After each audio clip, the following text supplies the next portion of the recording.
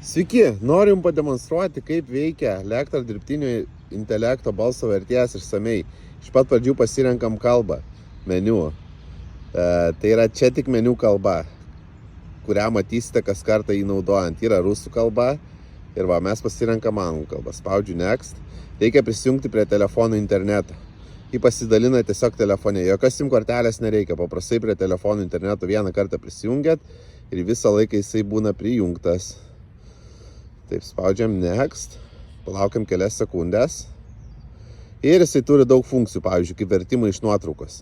Tiesiog nufotografuojate nuotrauką ir išvečia, kas parašyta nuotraukos į lietuvių kalbą, iš bet kurios kitos kalbos. Einam Online Translation, pademonstruosiu, kiek jisai turi kalbų. Čia yra visos kalbos, kurias jisai turi. Bulgarų, katalonų, kiniečių, čekų, danų, olandų, anglų, labai daug kalbų, visas populiariausios kalbos. Mums reikia lietuvių, taigi mes pasirenkam lietuvių kalbą. Ir žiūrim, kaip verčia. Sveiki, kaip jums sekasi?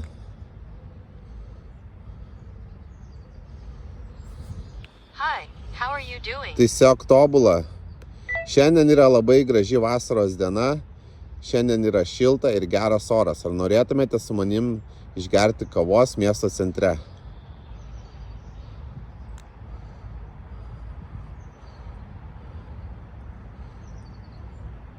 Very nice summer day today is warm and good weather, and would you like to have coffee with me downtown? Hello, how are you doing? I hope you have a nice day. Today is very good weather. Would you like to come with me and drink coffee in city downtown?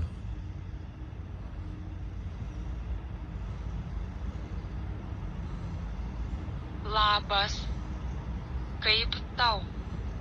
Tikiuosi, kad jums gerai diena, šiandien yra labai gerai orai. Ar norėtumėte eiti su manimi ir gerti kavą miesto centre?